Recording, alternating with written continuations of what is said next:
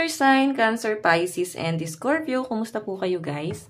Okay, so water sign, maraming salamat po sa walang sawang pagsubaybay sa ating pong mga daily gabay. Ayan guys, paalala lang po na ang reading natin ay general reading lamang. So maaari po kayo guys makarelate, maaari rin naman pong hindi. Kaya gawing gabay lamang. Tignan po natin, water sign gabay kapalaran mo. Water sign, gabay kapalaran po. Meron tayong dahiropan. Meron tayong Page of Swords. And, ayan, nalaglag to. Meron tayong 7 of Cups. Okay. So, water sign. So, pinapakita sa akin dito, para bang ang dami mong ginagawa. Abala ka, no? Ngayon, marami kang aasikasuhin, marami kang gagawin, magiging busy ka, marami kang ina-analyze, marami kang iniisip. Ganon. Hindi lang katawan mo yung pagod, pati isip mo, no? May nakikita ako dito, guys, na iba sa inyo para bang mag-e-exam eh. Siguro meron kang sasagutang papel, ganyan, papapilapan sa inyo ngayong araw. So, actually, marami ka nang gagawin eh. Kaya parang ito, hindi mo masyadong maiisip, pero kailangan mo kasi to guys, no? Tignan nyo guys, na dito po yung 7 of Cups. So, magiging abala ka sa dami ng iniisip mo, sa dami ng gusto mong mangyari, gawin. Meron ka nakakaligtaan dito. Okay? Hindi mo yan guys napapansin, kasi Page of Swords pa lang. Ibig sabihin, may pahaging sa isip mo. I think yung iba sa inyo, mabilis kayo makalimot sa isang bagay. Okay? So, ayan. Baka kailangan nyo na guys ng Memo Plus Gold, no? And, ayan. Magbasa-basa para hindi mabilis makalimot. Yun ang nasa-sense ko rito guys, para bang mabilis na kayo makalimot. Kaya parang ngayong araw, may mga gamit ka na pwedeng makakalimutan mo or baka alis ka tapos meron ka makakalimutan. Okay? So, tignan pa natin guys. Additional message po kay water sign. Tabi muna natin to. Additional message po para kay water sign. So guys, meron po tayong the High Priestess. Meron tayong 4 of Coins. Actually guys, ayan, nakikita ko sa inyo, hinahabaan may pasensya mo. Actually, yung iba dito guys, nalulungkot po talaga kayo, as in down kayo. Parang feeling mo, walang-wala ka ngayon, wala kang kakampi, wala kang ibang masandalan. Parang pinipili nung iba sa inyo water sign na sinasarili nyo na lang po yung problema nyo. Okay, so wag mo guys sarilinin. Yung sinasabi sa akin, wag mo sarilinin kasi may hirapan ka, no, na i-let go yan. Kasi negative energy yan. Wag nyo guys i-keep yung negative energy. Mas maganda yan, i-release mo, no. I-release mo, hindi naman to guys, porque sinabing i-release, isabihin mo sa mga kaibigan mo, sa pamilya mo. Maghanap ka ng ibang bagay na pwede mong kalibangan. Okay? Na yung, para bang ma-divert yung attention mo sa ibang bagay hanggang sa makalimutan mo na tong lungkot na nararamdaman mo. Nakikita ko may pangungulila kayo sa pera guys. Ayun na, 4 of Coins. Okay? So ngayon, alam mo na kung paano mo i-value yung pera mo, no? Okay, so tignan natin guys, pagdating naman po sa love life mo. Water sign, pagdating po sa love life ni water sign. Love life po ni water sign. Okay.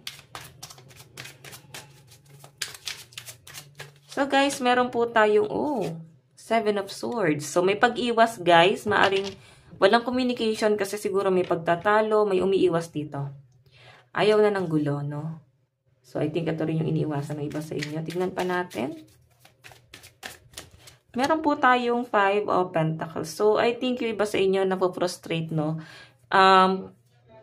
Siguro nagtalo kayo about money, stability, or pwedeng conflict nyo parehas. Meron kayong pinagtatalunan dito. Okay? Siguro, ano na to guys, masyado na tong personal, no? Lalo na sa mga mag-asawa. May pinagtatalunan kayo ng person mo. So, nakikita ko dito guys, yung disappointment po ng mga water sign. May iniiwasan kayo guys. Maring hindi kayo nag-usap ngayon ng person mo. Binlock ba or binlock mo siya? Okay, meron tayo guys the Chariot. Napakabilis po ng pangyayari. Okay, so, ayan, may nakikita ko dito water sign, parang pinipigilan po yung sarili. Pero yun nga guys, mukhang hindi mapipigilan kasi meron po ditong dead end, revert. So new beginning, may temptation po ako na sense. So magkakaroon ng pagkakasala. May nakikita po akong temptation sa iba. So maaaring ito ay, baka ito guys yung pinagtatalunan nyo ng person mo. Na may parang na-tempt or nate-tempt mag-entertain ng iba. Okay, pwede ikaw to o yung person mo. Or pwedeng sa side mo, natatempt kang mag-entertain ng iba kasi napofrustrate ka na. Gusto mo na mag-try ng iba kasi baka water sign, hindi mo nakikita yung stability dito sa connection niyo ng person mo. Okay? Yung iba naman dito guys, sa malakas na pinapakita po sa akin, baka person mo, no? Person mo yung natatempt mag-try ng iba. Okay, so titingnan natin pagdating naman sa pera mo, yan. Masyadong, guys, personal itong pinagtatalunan nyo ng person mo. Napakabilis po nung pangyayari. Para bang nag-away, tapos parang 1 minute lang yung nangyari, tapos wala na. Ganon. Okay, pa sa inyo guys, siguro nagre-recover kayo, nagmo-move on na kayo sa nangyayari. Tignan po natin, pagdating sa daloy ng pera po ng mga water sign ngayon, meron po tayong the devil. Ayan, so ibig sabihin guys, di po nagiging wise. Talagang madaming bayarin ang mga water sign. Nakikita ko isa to sa stress nyo, guys.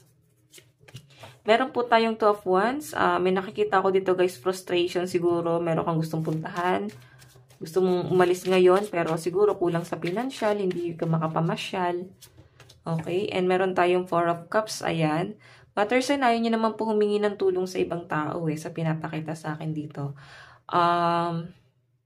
Kasi para bang baka maisip nila, ganyan. Masanay ka kasi, water sign, ikaw yung tumutulong, kaysa ikaw yung humingi ng tulong sa kanila. Okay, meron tayo dito guys, 8 of Pentacles. Ayan, nakikita ko yung pagiging masipag talaga ng mga water sign. So, game na game ka, gusto mo na talaga magtrabaho. Sa mga walang trabaho dito guys, alam mo yon, gusto mo na magtrabaho, pero siguro nahihirapan kayo maghanap ng maayos na trabaho. Or di pa kayo tinatawagan sa in-applyan nyo guys. So, titignan pa po natin, love advice. Love advice po ni water sign. Meron po tayong getting to know each other. So, diba, sabi ko sa inyo, may natitempt pong mag-try ng iba. So, siguro guys, meron ka ng ka-getting to know each other ngayon. Meron ka na ibang nakakausap, in-entertain. Siguro guys, natutuwa ka at nalilibang ka dito sa connection nyo ng person mo na to. Okay, new person to nasasagap ko guys. Tingnan po natin. Meron po tayong let go of control issue. Ibig sabihin, parang panakit butas. Siguro parang may nile-let go Okay, may nile-let go na. Siguro nakakatulong sa inyo tong person na nakakausap nyo ngayon. Ayan. So, tignan natin ang inyong advice. Water sign. Meron po tayo, dalawa yung nakuha natin. Isa lang po spread guide. Meron tayong use your hand. So, yung iba sa inyo, ayan, meron kang libangan ngayon, no? Para bang magiging malinis ka sa bahay, marami kang ginagawa. Masyado kang busy, kagaya nga ng sabi ko kanina dito, napaka-busy mo ngayong araw. So, guys, ang lucky number mo is 53 and 24. Ito lang naman po ang inyong reading. Hanggang sa muli, God bless and love you all. Thank you.